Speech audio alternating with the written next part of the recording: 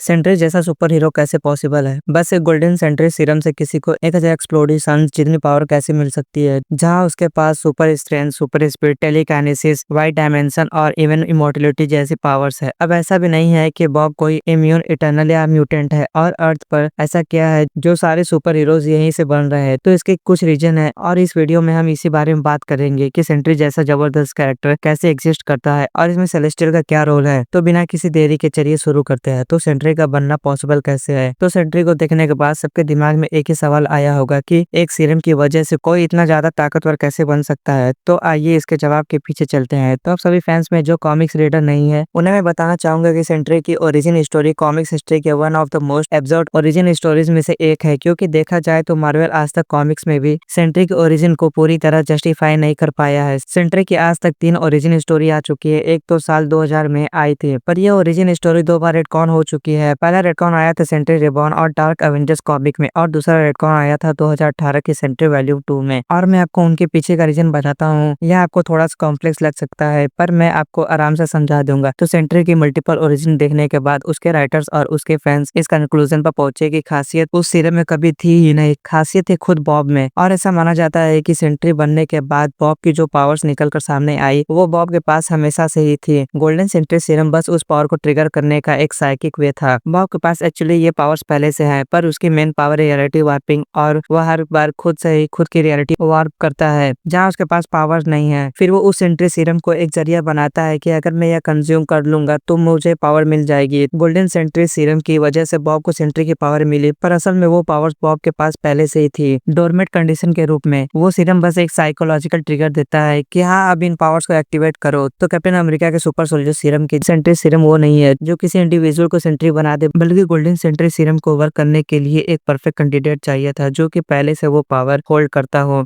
और यही रीजन है कि वो सिर्फ रॉबर्ट रेनाल्ड से ही सेंट्री बन पाया। मूवी में दिखने वाला सेंट्री कॉमिक्स में थोड़ा अलग है। उसके पास कुछ ऐसी एबिलिटीज है जो हमें कॉमिक्स में भी नहीं दिखी थी। अब आते हैं सेंट्री के एमसी ओरिजिन पर। तो मूवी का सेंट्री जॉन वॉकर को नीचे गिरने पर मजबूर कर रहा था। वो टेलीकाइनेसिस से रेड गार्डियन को दूर फेंक कर अपने पास ला रहा था और वो लोगों को कैद कर रहा था अपने वाइट डायमेंशन में, जो कि एक नर्क की तरह है। इन सब के ऊपर सुपरमैन जैसी पावर्स। हम बहुत ही पावरफुल सुपर हीरो की बात कर रहे हैं, जो कि कई फैंस को यह कहने पर मजबूर करता है कि भाई यह तो ज्यादा ही हो गया। पर बात यह है कि जिस एक्सपेरिमेंट में हमें बॉब सेंट्री बनता हुआ दिखाया गया वो एक्सपेरिमेंट भी कुछ नॉर्मल नहीं था। बॉब को दिया गया सीरम सुपर सोल्जर सीरम से भी कई गुना ज्यादा पावरफुल था, इतना पावरफुल कि 10 सब्जेक्ट मर रहे थे और जो बच पाया उसे डॉक्टर ने छुपाने की कोशिश करी। हमने थंडरबोल्ट्स की शुरुआत में देखा है कि कैसे व्हाइट के शैडो मूवी की शुरुआत में बने हुए थे, जब एलेना उस लैब को उड़ाने गई थी। यानी बॉब सीरम मिलते ही सेंट्री बनकर व्हाइट बन गया। उसने वहाँ 2 लोगों को अपने वाइड में कैद कर लिया और उस डॉक्टर ने उसे जैसे तैसे बेहोश करके मरा हुआ घोषित कर दिया, ताकि वेल को पता न चले कि उसने क्या बना दिया है। और वेल पर कार्रवाई ही इसलिए तो चल रही थी क्योंकि उसने बहुत जबरदस्त लेवल का इलीगल एक्सपेरिमेंट करवाया था। तो यह कहना बिल्कुल सही होगा कि बॉब बहुत आसानी से सेंट्री नहीं बना। इसके ऊपर बॉब नहीं मर सकता। उसके मरते ही वाइड अनलीच हो जाएगा और बॉब जैसे तैसे वाइड से बाहर निकलेगा तो वो सब भूल जाएगा कि क्या हुआ था। अब यहाँ अभी भी वो कॉमिक्स वाली बात लागू होती है कि शायद बॉब में पहले से ही यह पावर थी और सीरम ने इन्हें बस ट्रिगर किया। पर अभी भी वही सवाल आता है कि एक ह्यूमन इतना पावरफुल कैसे हो सकता है? इतना पावरफुल मार्वल यूनिवर्स में कोई एलियन भी नहीं है, तो ऐसा कैसे पॉसिबल है? तो हम इसी बारे में बात करने वाले हैं, द सेलेस्टियल सीड कॉन्सेप्ट। तो इंटरनल्स मूवी में हमने देखा कि सेलेस्टियल किस तरह से रिप्रोड्यूस करते हैं। वो सब अपने सेलेस्टियल सीड को एक प्लेनेट में डालते हैं और वो सीधा अरबों खरबों सालों तक वही नर्चर होता है। पर इस नर्चिंग से पूरे प्रोसेस को इटर्नल मूवी में एक्सप्लेन नहीं कर पाई थी और कॉमिक्स में इस पूरे प्रोसेस को एक्सप्लेन किया गया। मैनकाइंड में ऐसी कौन सी छुपी हुई ताकत है जिस वजह से इंसान इतनी आसानी से सुपर हीरो बन जाते हैं? तो यह बात है अर्थ एक्स की। यह एक अल्टरनेट दुनिया की कहानी है जहाँ एक इवेंट कुछ डिकेड्स फ्यूचर के हैं। यह एक डिस्टोपियन दुनिया है जहाँ अब दुनिया के हर एक इंडिविजुअल के पास सुपर पावर्स है और इन सभी चीजों को मशीन मैन नाम का कैरेक्टर होता हुआ देख रहा है, क्योंकि वो अब इस अर्थ का वॉचर है। तो अर्थ एक्स के इशू 9 में मशीन मैन रिचर्ड से बात करने आता है और उसे अर्थ की सच्चाई बताता है। मशीन मैन रेड को दिखाता है कि अर्थ को किस तरह और किस पर्पस के लिए बनाया गया था। जहाँ रेड कहता है कि क्या हम जम्स हैं? मशीन मैन बताता है कि नहीं, हम जम्स नहीं, जम्स फाइटर हैं। तो मार्वल कॉमिक्स के हिसाब से सेलेस्टियल ने यह डिसाइड किया था कि वो अर्थ में भी सेलेस्टियल सीड डालने वाले हैं। तो सेलेस्टियल एक जेस्टेशन प्लान के तहत प्लेनेट पर एक लाइफ फॉर्म क्रिएट करते हैं और उस लाइफ फॉर्म को एक हिडन पोटेंशियल देते हैं पावरफुल बनने का। तो सेलेस्टियल ने ऐसा इसलिए किया ताकि जब तक ये सेलेस्टियल सीड इस प्लेनेट के अंदर रहकर नर्चर होगा तब तक इस प्लेनेट का लाइफ फॉर्म उस सीड को प्रोटेक्ट करेगा और वो प्रोटेक्ट करेगा लड़कर, तो इसको खतरा है कैरेक्टर जैसे थ्रेड से या हर वो थ्रेड से जो कि इस प्लेनेट को खत्म कर सकती है। और इसी वजह से सेलेस्टियल ने इंसानों को अंदर से खासियत डाली जहाँ हर एक इंसान एक लेटेंट सुपर पावर होल्ड करता है, ताकि वक्त आने पर यह लाइफ फॉर्म इवॉल्व होगी और अपने पावर्स को हासिल करेगी, ताकि वो इतने ताकतवर बन जाए कि वो इस प्लेनेट की तरफ आने वाली मुसीबत का सामना कर सके, ताकि इसके अंदर छिपा हुआ वो सेलेस्टियल सीड आराम से ग्रो हो सके। और यही वो रीजन है क्योंकि यह सब सेलेस्टियल का प्लान था। हालांकि कॉमिक्स में सेंट्री की पावर को मेनली रियलिटी वार्पिंग से ही जोड़ा जाता है। पर आपका क्या कहना है सेंट्री की पावर्स के ओरिजिन के बारे में? कमेंट करके जरूर बताएं। और वीडियो अच्छी लगी हो तो वीडियो को लाइक, चैनल को सब्सक्राइब जरूर करें।